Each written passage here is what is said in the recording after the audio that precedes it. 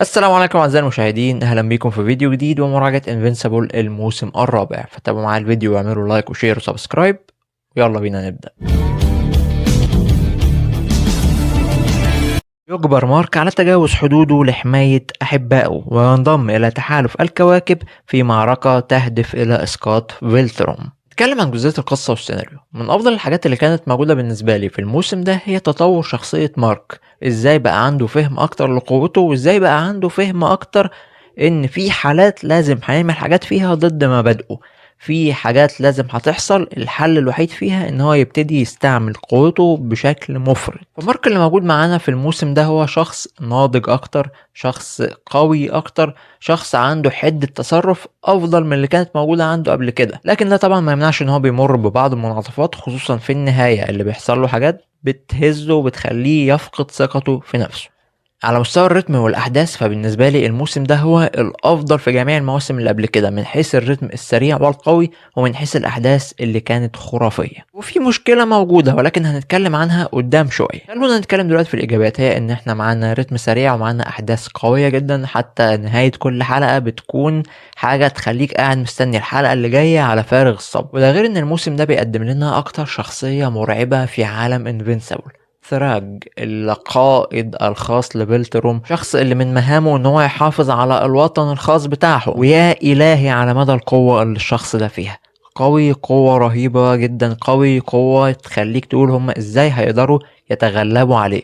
شخص بالنسبة لنا وما ظهر لنا لغاية دلوقتي هو غير قابل للهزيمة، ومفيش اي حد موجود في عالم المسلسل كله عنده القوة ان هو يقدر يقف قدامه، بل ان هو يعني بس ايه، يصبر قدامه دقيقتين مش اكتر. كمان الموسم ده قدم لنا جانب درامي كان حلو جدا، خصوصا في النهاية في الحلقة الأخيرة اللي فيه معضلة كبيرة جدا بنقف قدامها، انعكس علينا بجانب درامي رائع. مارك بيتحط في معضلة أخلاقية كبيرة قوي في الحلقة الأخيرة، اللي شافت طبعا فاهمة كلام أنا بتكلم في إيه. حتى كمان على مستوى باقي الحلقات كان فيه برضو جانب درامي معانا كان حلو جدا. نتكلم دلوقتي عن السلبيات في جزئية القصة والسيناريو. أول سلبية موجودة معانا دي، وهي حاجة موجودة في كل المواسم وأنا اتكلمت عنها قبل كده، النقطة دي اللي هي بتكون عبارة عن ان واحنا ماشيين في الاحداث بتاعتنا فجأة بتلاقي بعض الاحداث الجانبية اللي ملهاش اي لازمة واللي ما بتأثرش علينا موجودة معانا، بل بتاخد حلقات كاملة كمان. الكلام ده موجود معانا في الموسم الرابع، ولو كان بصورة اقل من قبل كده لكن برضو موجود معانا، لدرجة ان انت لو جيت تبص التقييم بتاع الحلقات يعني هتلاقي اقل حلقة فيهم هي الحلقة الرابعة،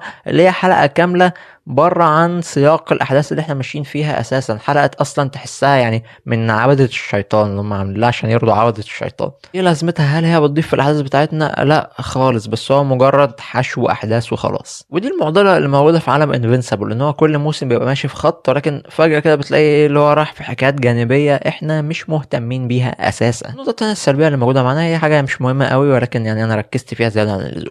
مارك وابوه واخوه بيحصل لهم حاجات المفروض ان هم يكونوا ماتوا بسببها، ولكن بيعيشوا وبيرجعوا اقوى مما كانوا كمان، في حين ان على الجانب الاخر الناس الاشرار دول بيحصل لهم حاجات وبيموتوا من خلالها، مع ان نفس اللي بيحصل لهم ده ممكن يكون اقل اصلا من اللي حصل للابطال بتوعنا. ففي عدم موازنة رهيب في الحاجة اللي بيحصل، او في مبالغة في المواقف اللي بتحصل للابطال بتاعتنا. يعني كان حاولوا تقللوها شوية علشان تبقى مبلوعة نوعا ما. اما بالنسبة للاداء الصوتي اللي موجود معانا لابطالنا فهو رائع وخرافي، وطبعا نجوم كبيرة موجودة معانا قدروا ان هم يعملوا اداء صوتي حلو جدا، لدرجة ان هم تقريبا خلصوا على الميزانية بتاعة المسلسل كلها بسبب الفلوس اللي هم بياخدوها.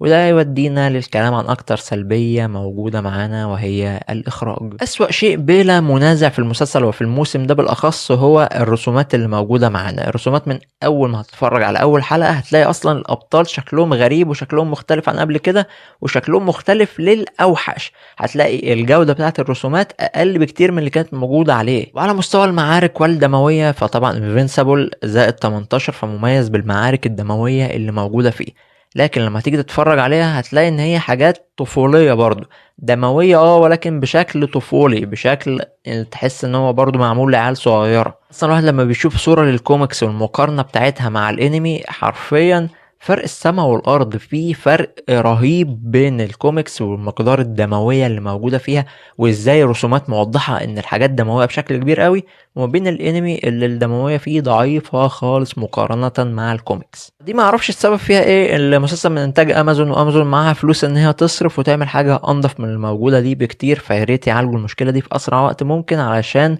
الكوميكس يعني لازم تتعامل بنفس النظام اللي موجودة بيه، لان خسارة الدموية دي كلها تتعامل بالشكل الطفولي اللي موجود. تقييم الانفينسيبل الموسم الرابع هو 8.5/10، موسم حلو جدا وقوي جدا على مستوى الاحداث. اتمنى ان اللي جاي يكون بنفس القوة دي، خصوصا ان احنا وقفنا عند نقطة مفصلية ممكن تقلب الاحداث تماما. وبس كده اعزائي المشاهدين، خلص فيديو النهارده. ما تنسوش تدعموني وتعملوا لايك وشير، وتاكدوا ان انتم مشتركين في القناه ومفعلين الجرس عشان يوصلكم كل جديد.